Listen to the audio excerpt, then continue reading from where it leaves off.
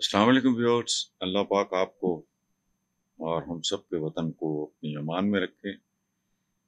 یہ اپنا وزیر اعظم شہباز شریف اور فیلڈ مارشل عاصم منیر کی امریکن پریزیڈنٹ ڈونلڈ ٹرمپ سے ملاقات کا اعلامیہ جاری کر دیا گیا ہے۔ ملاقات پہ مبارک ہو ان کو، بڑی کوشش کے بعد بہرحال ہو گئی ہے۔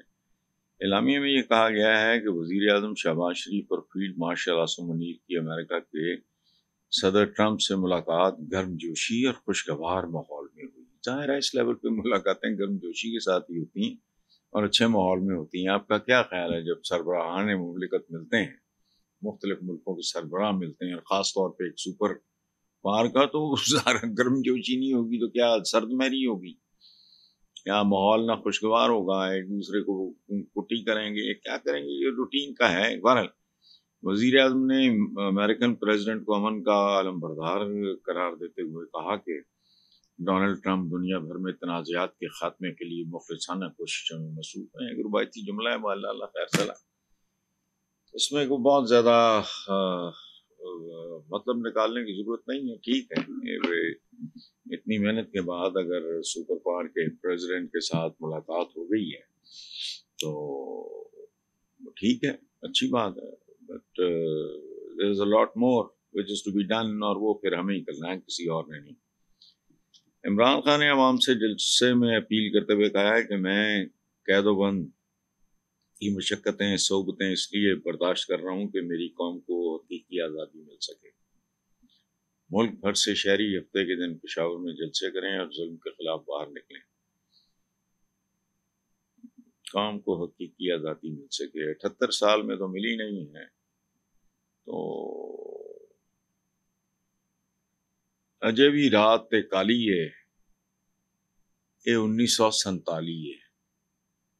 یہ آج ہی میں نے شعر پڑھا ہے کسی کا، اور ایک اچھا خاصا اخبار ہے جس میں شائع ہوا۔ لکھنے والے کا نام ہے آصف افغان۔ اجے بھی رات کالی ہے، یہ 1947 ہے۔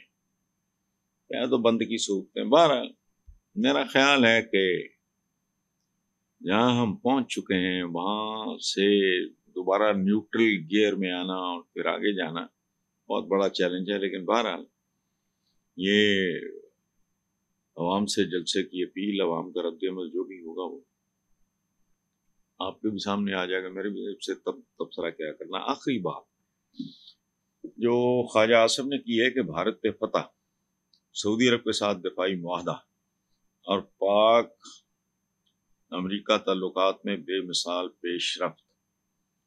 الحمدللہ 2025 کامیابی سے بھرپور سال ہے۔ یہ ہائبرڈ نظام کی پارٹنرشپ کی کامیابیوں کا تسلسل ہے۔ It's never the end till it is the end, mister Khawaja Asif.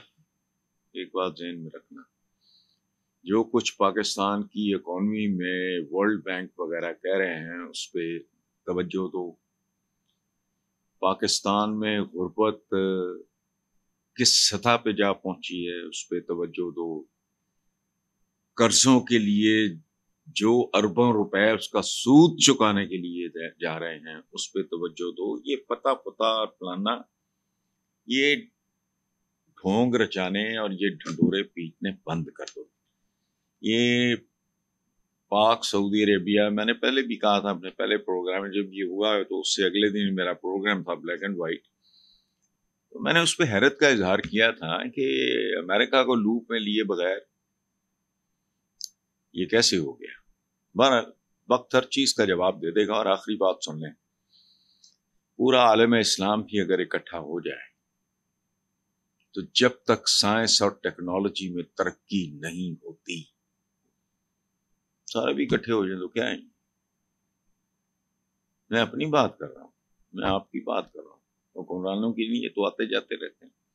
پورا عالم اسلام، میں کئی سال سے ماتم کر رہا ہوں۔ ماتم ایک ہی چیز کو دوبارہ سبارہ جبارہ بار بار کرنے کا نام ہے، پیٹتا ہے آدمی کہ آج کی دنیا میں کوئی ایک چیز نہیں ہے جو مسلمانوں نے کنٹریبیوٹ کی ہو، تو ساری دنیا بھی اگر اکٹھی ہو جائے، چلو پھر بھی کسی سپر پاور کے مقابلے میں کھڑے ہونے کے قابل ہو گیا. آج امریکہ ہے کل چائنا ہوگا. تو ایویں جمعے جائیں دینا. اصل بات یہ ہے کہ میں بار بار کہہ رہا ہوں کہ کوئی پاگل کہیں کسی کو سمجھا دے یہ بات، جب تک عالم اسلام کو کنٹمپرری نہیں ہوتا، اس عہد سے ہم آہنگ نہیں ہوتا، اور علم بے کی ہے وہ ہے سائنس اور ٹیکنالوجی کا. یہاں بہت ظالم لوگ ہیں اپنے سودے بیچنے کے لیے. وہ بات سنو، تم کہتے ہو مطالعہ پاکستان کی کرنا ہے، مطالعہ پاکستان میں وہ ایک قدم مضمون چھوڑا جائے پڑھاؤ، جان چھڑو، پتہ نہیں کیا کیا وہاں گھساتے رہتے ہیں. بچہ تو ذرا ٹین ایج میں داخل ہوتا ہے تو مطالعہ پاکستان مکمل ہو جاتا ہے، اس سے سارے پاکستان کی سمجھ آ جاتی ہے. کیڑا مطالعہ پاکستان؟ ان کو سائنس ٹیکنالوجی سیریس سبجیکٹس جو فیصلہ کن ہے، کسے کہانیاں بند کرو، بہت ہو گیا.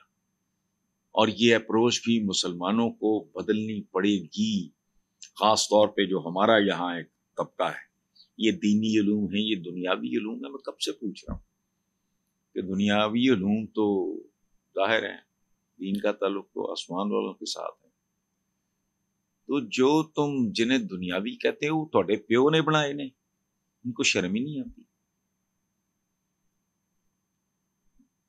اپنے عزیز ترین یہ مڈل ایسٹ کے مسلمان ملکوں کی پڑھو ذرا. پہلا ٹی وی عذاب بنا لیا، اب پہلا سینما عذاب بنا لیا. اب سعودی عربیہ میں کئی بار گیا ہوں، میں بہت اچھی طرح جانتا ہوں. پہلا سینما، پہلا سکول بچیوں کا عذاب بن گیا تھا. سوچ بدلو، بجائے اس کے کہ تم اسلام کی تعلیمات کو تبدیل کرو اپنی ضرورتوں کے لیے. سوچ بدلو. یہ جو اقبال نے کہا تھا نا، خود بدلتے نہیں قرآن کو بدل دیتے ہیں. ساڑھے اتنے طالبان نے بھی یہی لگے بچیاں، وہ بچیاں انسان ہے بھائی. پہلے ہوتا ہے پرسن، پھر جینڈر کی بات آتی. پوری دنیا میں اب کوئی بھی معاشرہ اس وقت تک ٹیک آف کر نہیں سکتا جب تک عورت جو کسی بھی آبادی کا نارملی 49%، 51%، یہ تقریباً ریشو ہوتا ہے، جب تک وہ ایکٹیو نہیں ہوگی. اس کو آپ نے میڈ بنا کے رکھا ہوتا ہے. چلو ایک زمانے میں تو ٹھیک تھا، اب نہیں. پورے ویسٹ میں یہاں کتنے لوگ ہیں جو اکیلا مرد کام کر کے تو پھر گھر چلا سکے. بچے بھی تسی 4 6 جمنے ہیں، بات نہیں. تو پلیز ٹرائی ٹو چینج. یہ اچھا ہے جو معاہدہ ہوا ہے سعودی عربیہ کے ساتھ. It's not enough, it's only a baby step. ایک قدم آگے گئے ہو، باقی کوشش کر سکتے ہو تو کر لو، ورنہ موجیں ہی موجیں.